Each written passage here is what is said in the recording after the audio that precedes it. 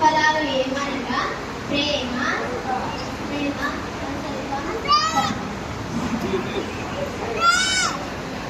ప్రేమ, సంతోషం, సమాధానం, దీర్ఘశాంతం, దయాళుత్వం, మంచితనం, విశ్వాసం, సాత్వికం, ఆశా నిగ్రహం. దేవుని యందు భయభక్తులు కలిగి ఉండుట జ్ఞానానికి మూలము. సామెతలు 9వ అధ్యాయం 10వ వచనం.